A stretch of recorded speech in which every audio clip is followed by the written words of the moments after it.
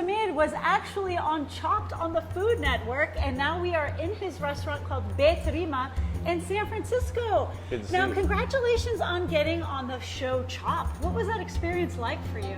It was great. I've been watching Chopped for over 10 years. As a cook, it's always like the one show I really wanted to be on, so it was just really fun going to the East Coast and being able to compete. It was a blast. It was a blast. Oh, great. I'm glad you had a great time. Now, you have a very unique culinary point of view. Can you describe it for us? Yeah, so we're here at my restaurant. It's called Beit Rima, as you know. My mom's name is Rima, and Beit means home, house, or town. So I wanted to give the public a really good introduction to Arabic food and Arab hospitality.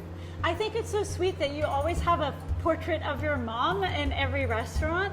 How did she affect you growing up? Did she inspire you to start cooking? Most definitely, she was a big inspiration for me. Growing up, she always cooked for us. My parents always hosted dinner parties where, you know, they just welcome people with just a great time, amazing food, and that overwhelming hospitality that Arab culture is known for. Oh, for sure. Even in my house, kind of same situation. Now, for the dish that you're sharing with us today, what is it called and where is it from? So the dish I'm going to be sharing with everybody today is called Musakhan. And it is a Palestinian dish. It's known as one of the national Palestinian dishes, actually. It's a dish you don't really see as often in Middle Eastern restaurants. This is more of a home-style, small village type dish that you see. And it's very rustic, delicious, and actually very easy to make. So it is going to be so fun to share this with everybody today. Oh, yeah, definitely. This is something you would eat in somebody's house. You don't see it in restaurants very often, that's for sure.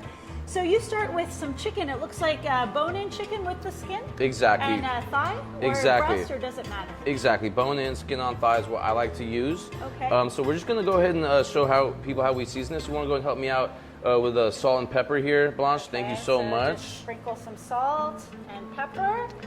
And what kind of spices do you like to use? So the spices we use here are going to be sumac. Sumac is actually a dried berry from the Middle East that is ground up and used as a spice. It has a nice acidic, tangy flavor to it, and it gives food a beautiful color as well. Yeah, some people use sumac instead of lemon juice because it has that nice tangy flavor Exactly. to it. Okay. Now we got the Baharat spice mix. You could think of this as like an Arab jerk dry seasoning. It has a lot of allspice, cumin, cardamom, nutmeg, cinnamon. So a lot of flavor coming out of that spice mix. Really earthy flavors, and you have to use olive oil. Olive oil and everything, so we're gonna squirt some olive oil olive in there. oil, and you want to squeeze a little lemon juice. Is going to be part of the marinade as well. Great. So you would combine these flavors, and how long do you like to marinate the chicken for? You know, ideally overnight, but you know, an hour is fine if you need to make this on the fly. So you would just mix that up, get it all nice, let it sit overnight. Then the next day you're going to put it in a tray. And that's what it looks like. And you're gonna roast it in the oven at 400 degrees, covered for about an hour till it's cooked through tender. And then there's gonna be a second roast. Again, Musakhan actually means roasted in Arabic, so this dish actually gets roasted twice. So comes out the oven after about an hour, looking like that. You're gonna actually wanna save all the drippings from when you roast this dish. And that's basically the drippings from the chicken with olive oil, correct? Yeah, so now we're gonna go ahead and assemble this dish for the second roast. Okay. You're gonna get some pita from your local Middle Eastern market. You're gonna actually dip it in the drippings both sides and throw that bread on a metal tray. Right. We got these beautiful sumac onions here. So these are just onions that have been julienned or cut lengthwise and been sauteed with olive oil and that sumac spice again.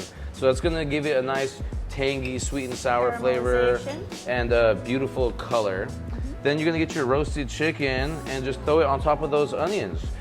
And then once you roast it, it looks like this. So basically the chicken juice is in the bread itself. Now you have a final garnish here. Yeah, so again, we're gonna just throw that in the oven for about 3 to 6 minutes until the bread is nice and toasty on the outside. Like you said, the middle of the chicken is gonna be beautifully saturated. We're gonna garnish with nicely toasted pine nuts, a little bit more of that Palestinian sumac, and some parsley. So I'm gonna take a bite here. If you could really briefly describe all of these side dishes here. Yeah, so this is gonna be a special here at our restaurant. We usually don't have this dish, but some of the meze you'll find here at our restaurant would be lebne, strained yogurt, baba ganoush, fire roasted eggplant. This is a red pepper and walnut spread called mahamra, and hopefully we all know and love hummus. That's our hummus right there. I just had to bite. Delicious. The caramelized onion adds sweetness. The bread absorbed all of the chicken juice. I can't thank you enough. And Danny, happy National Arab Heritage Month. I think I'm going to be digging in this all afternoon. It is so exceptional. Oh, you better. It does look great. Thank you, guys.